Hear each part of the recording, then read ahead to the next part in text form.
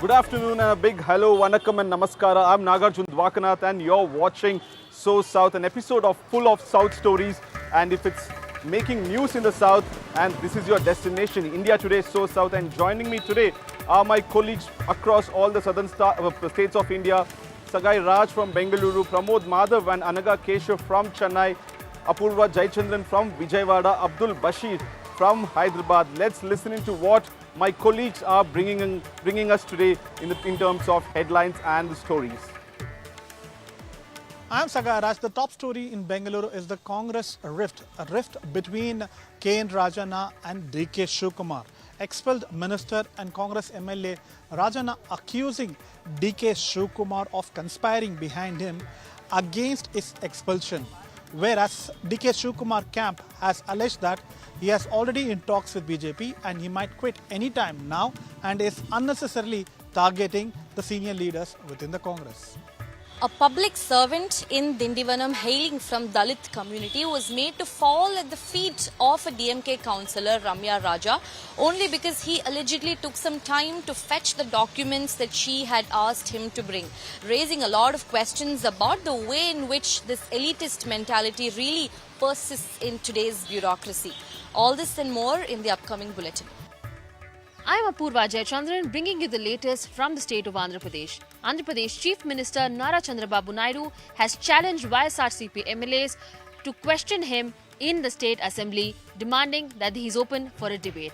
YSRCP has now hit back, saying that before asking for any other debate, let them first declare them as the primary opposition in the state of Andhra Pradesh. Catch all the more details coming up. Hi, I'm Abdul Bashir. Today from Hyderabad, we have an unfortunate incident where a Ganesh emergent procession turns fatal after a rusted pole, a streetlight pole, falls on a 23-year-old techie while he was travelling home. Now, this again raises serious questions on the civic negligence and public safety during festive processions. An alert has been issued after multiple cases of amoebic meningoencephalitis have been reported in Kerala. Recently, a 3-month-old baby also died due to the infection. We look in detail what exactly is this infection.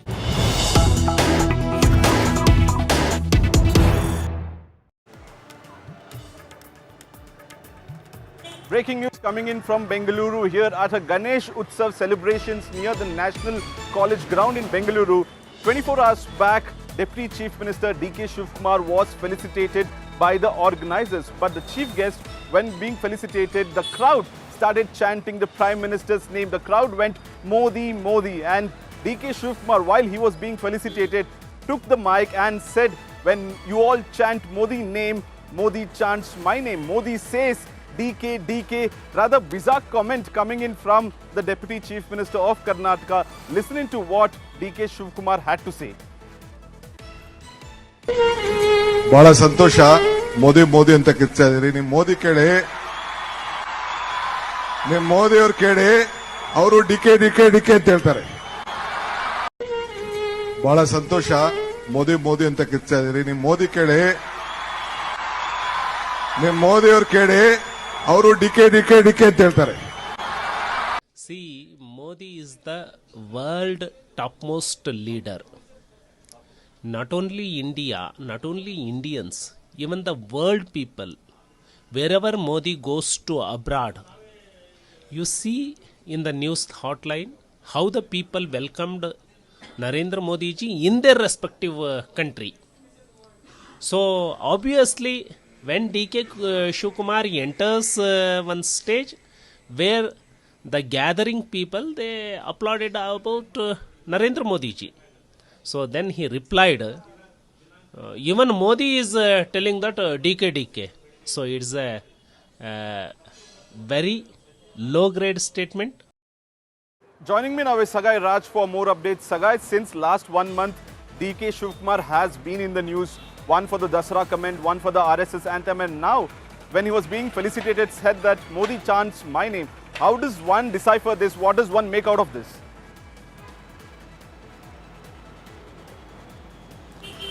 See, D.K. Shivakumar camp says that it was on a lighter note, and he want to convey a message saying that he is as popular as Prime Minister Narendra Modi in Karnataka. So that's what he mean to try to convey when people chanted Modi Modi during that particular celebration. But that has not gone well with the BJP, where they say that it is below the belt statement from D.K. Shivakumar.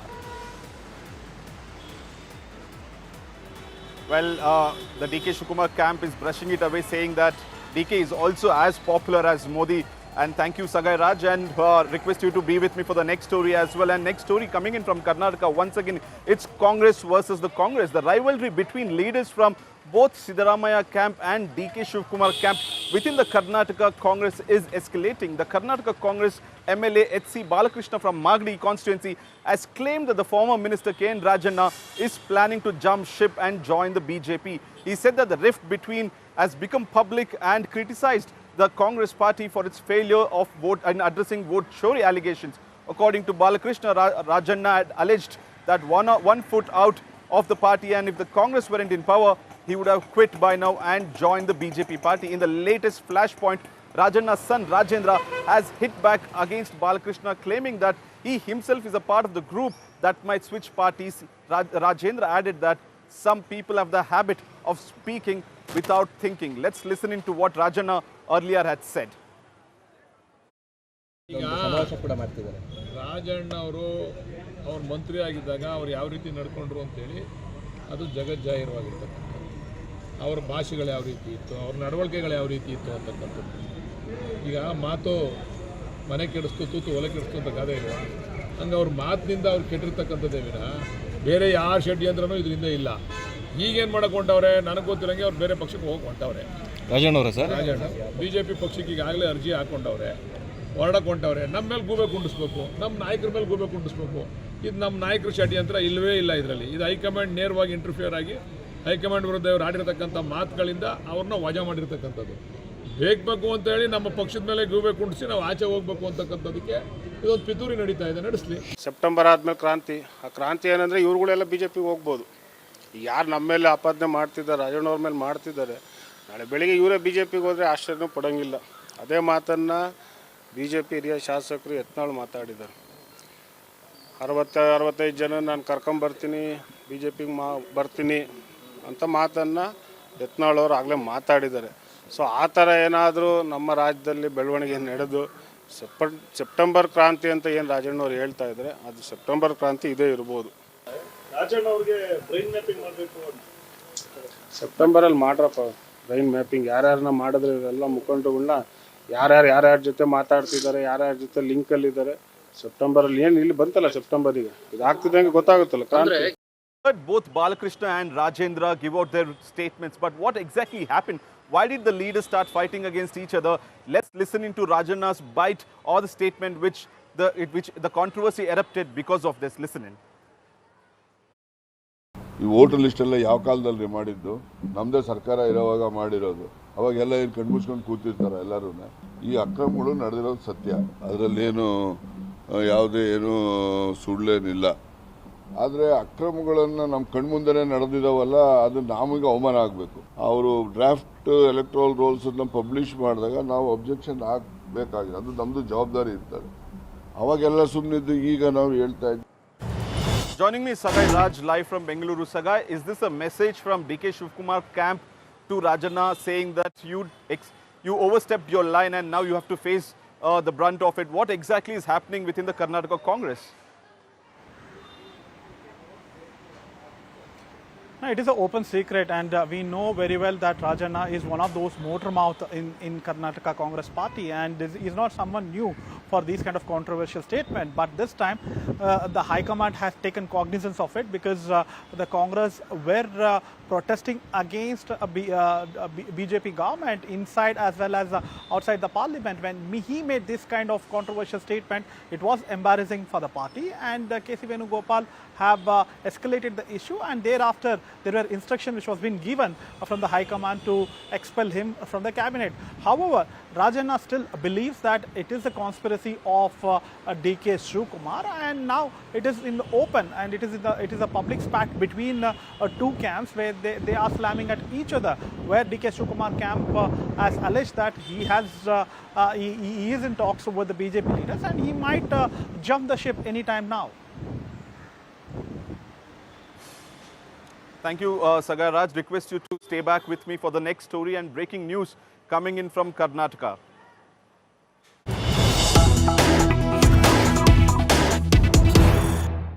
Mysuru, it's BJP versus the Congress Yatra. Dharmasthala story doesn't seem to die down. Now it's in from Mysore district. Congress workers are set off to take a Yatra to Dharmasthala from Mysore.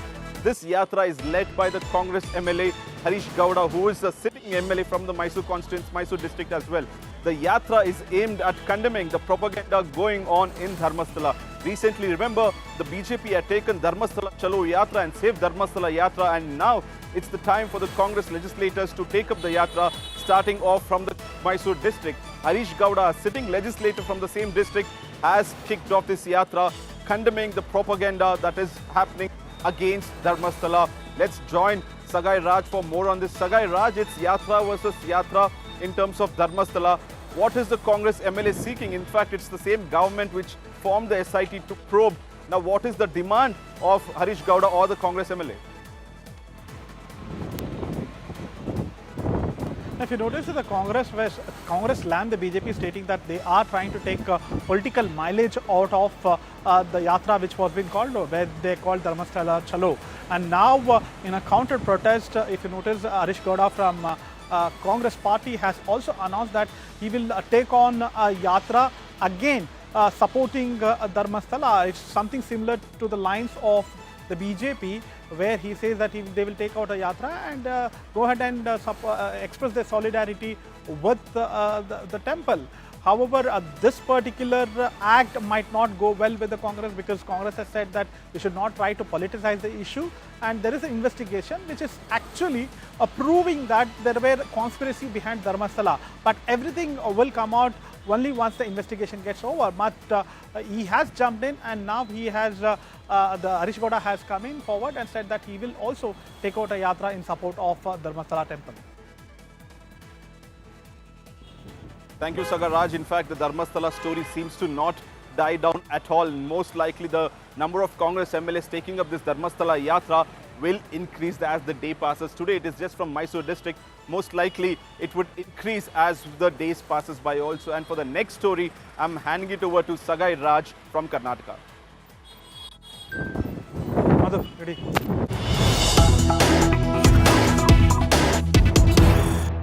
Madhu. Okay. Madhu, play.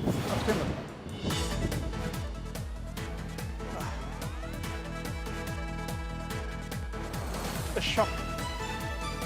Sexist, yeah. Karnataka Congress MLA sexist shocker. Woman journalist seeks hospital. MLA says yes when you deliver baby. Offensive remark from MLA sparks outrage. MLA faces backlash from media, political class. Let us listen what exactly the serious Congress MLA Arvish Deshpande said. ನಿನ್ನೆಂದ್ರೆ ಹೆರಿಗೆ ಮಾಡಿಸ್ತೀನಿ ನಮ್ದೆಲ್ಲ ಆಯ್ತು sir, but ಇಲ್ಲಿ ಜನರ ಪರಿಸ್ಥಿತಿ ಹೆಂಗಿದೆ ಅಲ್ಲ sir, ನೀವು ಸ್ವಲ್ಪ ಗಮನ ಹರಿಸಿ ನಿಮ್ ಕಾಲಾವಧಿಯಲ್ಲಿ ಮಾಡಿಸಿ ಸರ್. ಆಯ್ತಮ್ಮ, ಆಯ್ತು.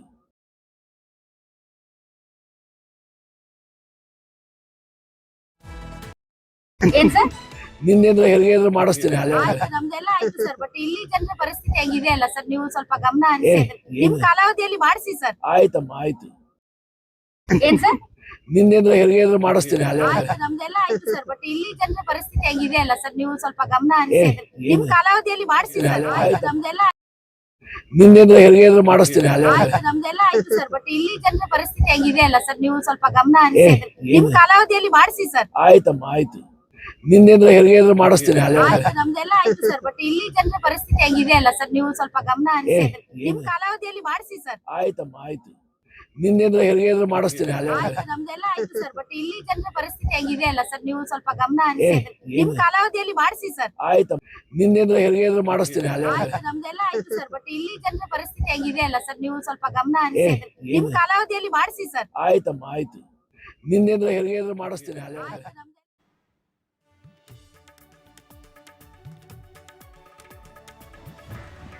That's all from Karnataka. Let us move to our neighbouring state, Tamil Nadu, where my colleague Pramod Madhav will bring more political development from Tamil Nadu.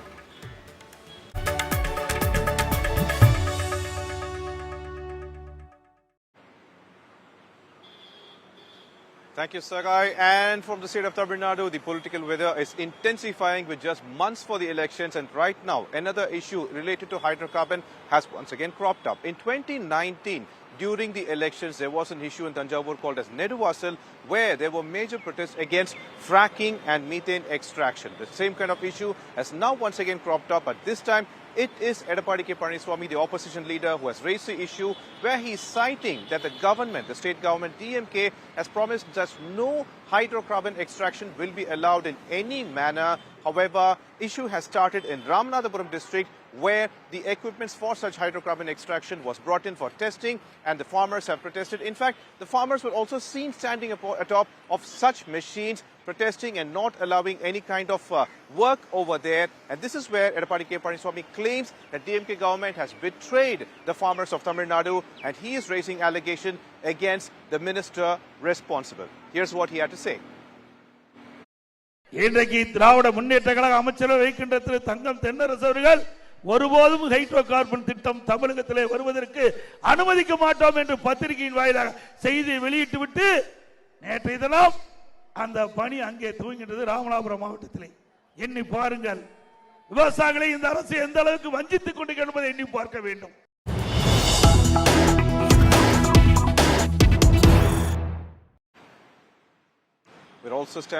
We are also once again with AIDMK, and in this particular development, one of the senior leaders from AIDMK, a man whose name was floated in 2017 even for the Chief Minister role after the unfortunate passing of the former AIDMK Supremo Jayalalitha, Sengottayan, wants to speak his mind now. In fact, a couple of months ago, he did try to go to Delhi, try to meet with senior BJP NDA leaders over there, and that's the time when a kind of rift was speculated within AIDMK, and now Sengottayan once again says that he is going to talk to his followers, his supporters, and he is going to openly speak his mind on 5th of September. What is going to be his mind? Our sources claim that he wants a unified AIADMK, which means he wants Sashikala back. This is the same kind of mention Sashikala did during her birthday as well, where she claimed that she has seen such kind of issues within the party earlier, and she has the experience to bring back the party together and win 2026 elections. And looks like Sengottayan wants to echo this, but he is keeping the cards close to his heart, and he doesn't want to reveal anything right now until 5th of September. Here's what he had to say.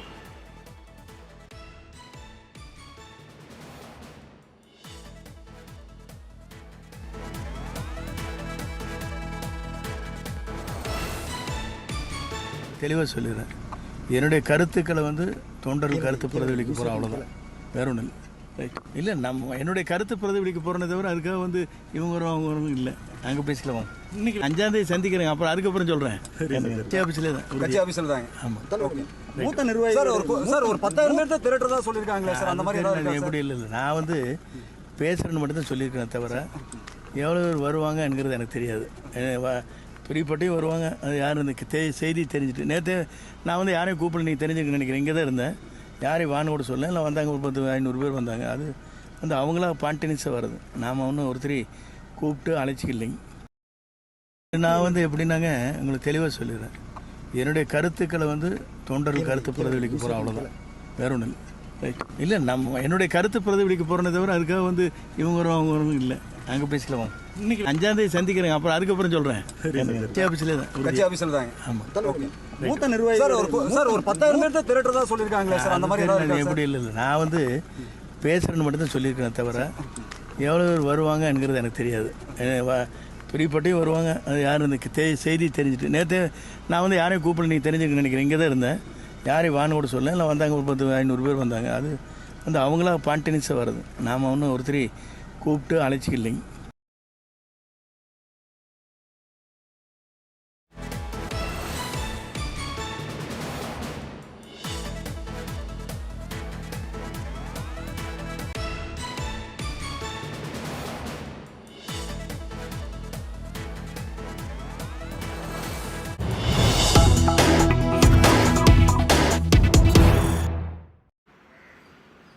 Well, a shocking video has emerged from Villupuram district's Tindivanam. You can actually take a look at that CCTV visual where a junior officer, a public servant that too, who hails from Dalit community, is seen falling at the feet of a DMK councillor, Ramya Raja, peak of elitist mentality, begging and asking her for forgiveness. If you do hear that video a bit more closely, it's of course in Tamil, you'll really be able to hear how it's a full meeting room where the people seated around the councillor is seen persisting and insisting this particular junior assistant to fall at the feet of this elitist councillor Ramya Raja to beg for forgiveness. Let me in fact play that that CCTV visual, and then we'll take you through what exactly went down between this particular councillor and the junior officer.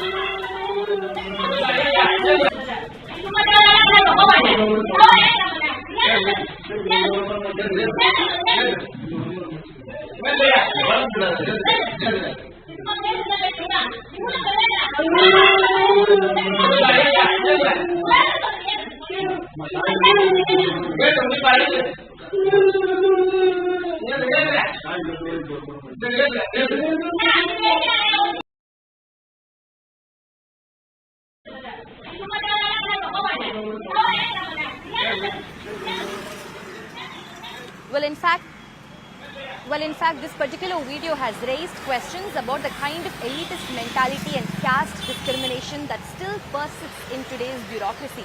In fact, his name is Mr. Muniyappan. He went to the police station to file a complaint against this particular councillor and her husband. In fact, the reason is very simple. It's nothing but a battle of ego. This particular councillor has allegedly requested Mr. Muniyappan to fetch a document for her, and when he took a bit more time, she has started hurling casteist abuses at him, including her husband Marur Raja that he is so infamously known for. In fact, her husband has also been embroiled in a lot of criminal cases, and that includes fan mafia, illicit liquor and even drug peddling. Both the husband and wife, they started hurling casteist abuses at this particular public servant who hails from Dalit community, and then made him fall at her feet in a full meeting room, really raising some very important pertinent questions about the kind of elitist mentality that still persists even today when it comes to the grassroots level state. Let's also hear in a word from Mr. Kovai Satyan, the spokesperson of ADMK, and what really the opposition ADMK has to say about this. Let the people of Tamil Nadu know what the true color of DMK. This is one incident. Yesterday, a corporation staff has been asked to fall to the feet of higher caste people because he is from the downtrodden. It is out in the video now. It's being broadcasted everywhere. And it is not the first time. Other ministers of DMK have openly made casteist slurs and casteist remarks. And this is the DNA. Only social justice and equality are only on papers for DMK. There is a deep-root casteism within the party itself. There is a clear divide based on caste, upper caste, lower caste, untouchables. They practice it within the party. But when they come to open, they talk big about social justice and equality. This is the true color of DMK. Well, that's all from the state of Tamil Nadu. Let's hear it from our correspondent, Apurva. Apurva, over to you.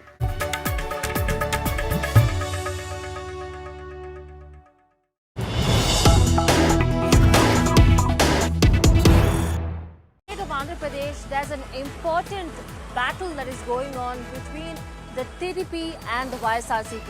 This time, this stems after Andhra Pradesh Chief Minister Nara Chandrababu Naidu had directly challenged the YSRCP MLAs, asking them to come for an open debate as to what is the disturbances and what are the challenges there. In fact, Andhra Pradesh Chief Minister has challenged them for an open debate in the Assembly, calling all the 11 YSRCP MLAs, including former Andhra Pradesh Chief Minister Jagan Mohan Reddy.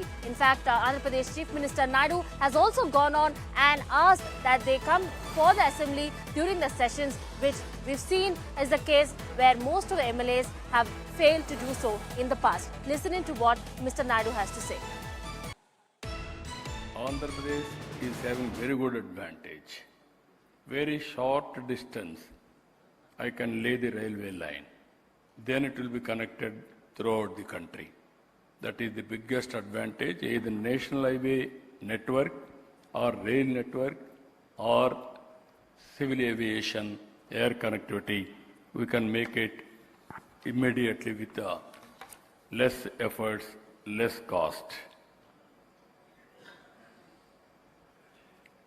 Now, even finances, I wanted to go differently. Earlier, you are seeing now, all infrastructure projects are PPP model. Now we are going viability gap funding also. Even some of the areas where I have to develop it, I am mobilizing funds also. Funds is not the constraint. Even road network or some other expenditure, we are creating a corporation now. Only for logistics corporation we are creating. There I can use all the funds, all resources available for us. I don't understand what he means a fruitful discussion. This question is simple. Everybody knows very well. In the assembly, present assembly, only 4 parties exist, have representation. Among 4, 3 have pre-electoral alliance. They had alliance and came to power, and they are enjoying the power. They are in the power. They are in the government. They are in the ruling side. And the opposition is only one party, that is YSRCP. What we have been asking Jagannath Reddy Garu and ourselves party is asking is, give us the opposition status. The opposition status doesn't mean something, it is not a coronation or some decorative this one or privilege. The privilege we would have would be to question the government with having ample time, which is being given by as per the assembly rules. You heard the YSRCP leader there, Sajjala Ramkrishna, counteracting for what Mr. Naidu had stated. From one Telugu state to another, moving on to my colleague Abdul Bashir. Abdul, take over.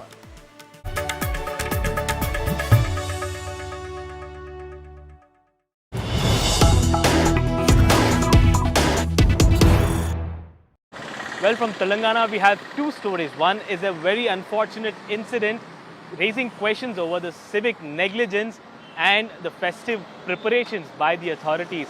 This incident had taken place in Nacharam area, where a 23-year-old techie, while he was traveling to his residence, died on the spot when a pole had fell on him. This pole, when we checked, was a rust pole, an old pole that had to be changed by the authorities, but when it fell while he was traveling wrong side from the Kapura towards Nacharam area, he died on the spot.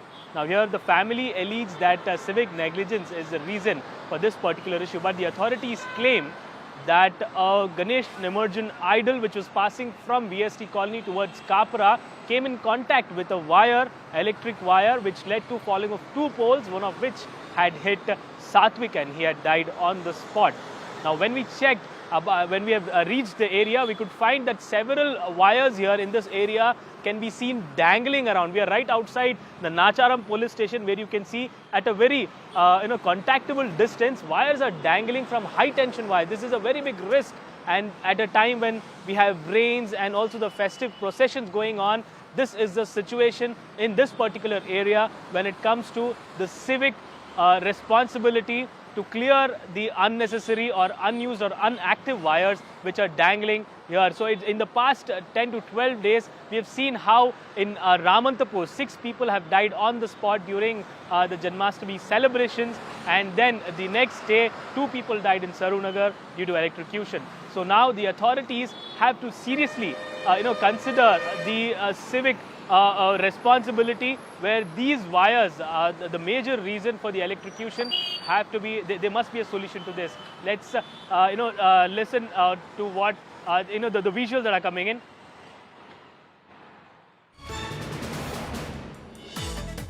K Kavitha.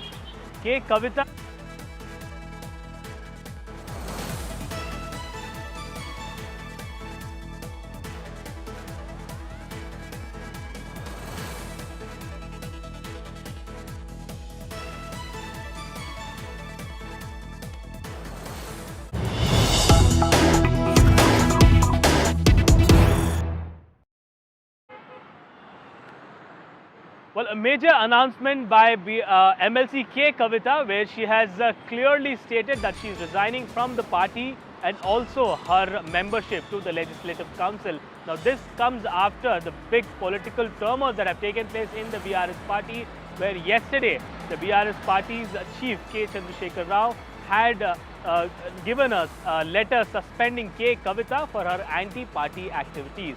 Now, K Kavitha had been alleging that people around KCR had been conspiring against her, leading to weakening the party, and instead of taking action against them, she was suspended, is what she had stated. Let's listen in what K Kavitha has to say. आज चंद लोग BRS party में हमारे आसपास पिताजी के इर्द गिर्द थोड़े लोग, जिनके जो वेस्टेड इंटरेस्ट है, जिनको अपनी ही फायदा की जो सोच है, ऐसे लोग बीआरएस पार्टी में उनका लीड रोल हो गया है और उनके वजह से उन्होंने मेरे पिताजी के ऊपर, मैं ऐसा मानती हूँ, दबाव बना के मुझे पार्टी से निकालने का काम किया है। लेकिन मैं बीआरएस पार्टी से, हमारे पिताजी से यही रिक्वेस्ट करना चाहती हूँ कि आपके इर्द गिर्द जो लोग जमा हुए हैं, उनकी नीयत के बारे में आप सोचिए। क्या वो पार्टी के लिए काम आएंगे? आप इसके ऊपर गौर कीजिए। हमारे परिवार को तोड़ने का काम उन्होंने आज किया है। बीआरएस पार्टी के परिवार को तोड़ने का काम आज उन्होंने किया है, और ये किसके फायदे के लिए उन्होंने किया है? तेलंगाना के आवाम के फायदा के लिए उन्होंने नहीं किया है, उनके खुद के फायदा के लिए किया है। तो मैं मेरे पिताजी से, बीआरएस पार्टी से यही रिक्वेस्ट करना चाहूंगी कि ऐसे लोगों को पहचानिए, उनकी असली रूप आप पहचानिए, और उनके ऊपर जो भी एक्शन हो सकता है वो लीजिए। Well, that is all we have from Telangana. Moving to our neighboring next state, Kerala, where Shibi Mole gets us more details. Over to you, Shibi.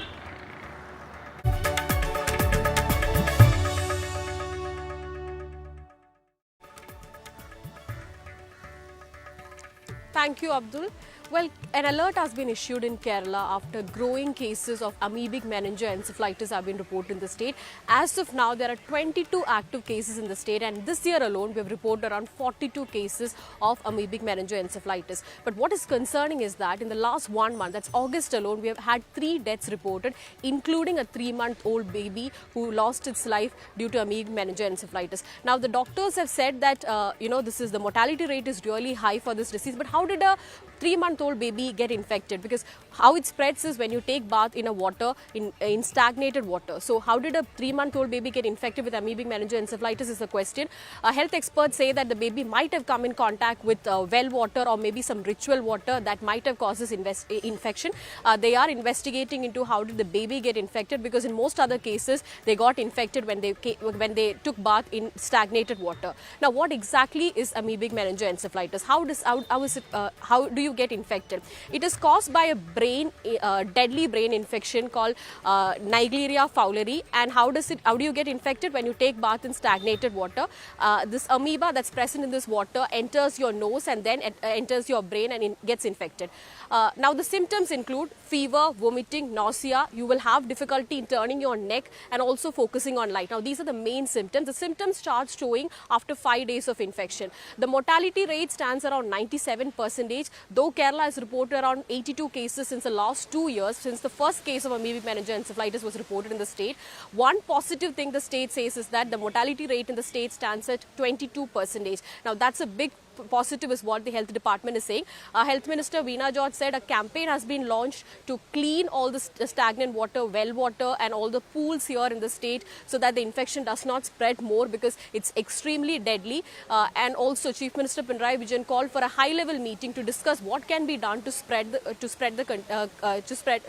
the spread of this disease. It doesn't get transmitted from one person to another like a COVID or Nipah virus, but if it gets infected, it's very, very deadly because like I pointed out, the mortality rate is really high. Earlier, we have had cases being reported in developed countries, in European nations and all. But in India, in Kerala is where we've seen this prominently being detected. What, naturally there's this question like why Kerala is detecting all these kind of infections. Today, Health Minister Veena George said that it's not about, reporting such cases. It's also about detecting such infections first and also making a proper framework on how to deal with such infections.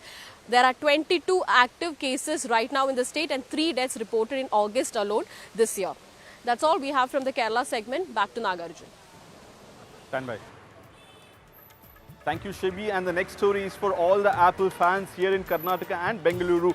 And it's a good news for everyone in Bengaluru. If you're an Apple fan, this story is for you. Apple has just opened its 3rd store in India and it's in southern India now. The Apple Hebbal store in Bengaluru becomes the 3rd physical retail store by the tech giant. India Today is at the store getting you all the buzz and how the crowds have welcomed this new addition to the Indian market.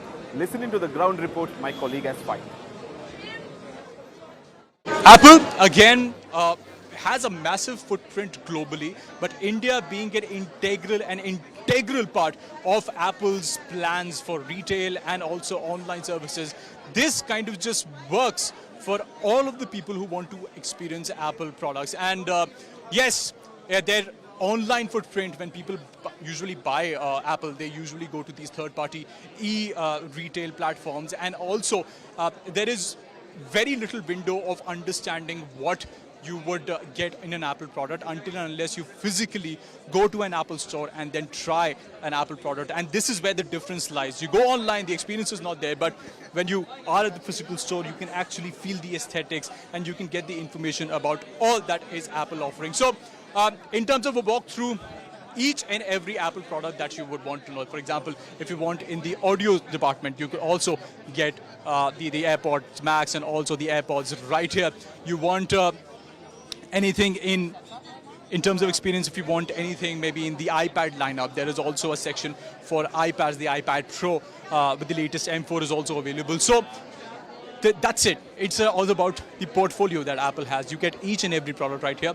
And I think there's customers do get that advantage when they come to an offline store. They do get a better understanding of what they will get in an Apple product when they are buying it in the store. So this is great news for Bangalore. We have been waiting here outside the store trying to catch a glimpse of the people who had been waiting here for hours. And if you can see the crowds outside, there are still people outside who are trying to get in, trying to get an understanding of what is going on inside. But this is a exclusive look here on India Today, trying to get you a feel of what it looks like inside an Apple store, a brand new Apple store that has launched in Bangalore with all the bells and whistles of all the product categories that you would want in an Apple, as the Apple brand is concerned. So I think this footprint will keep increasing with one more store coming in Pune.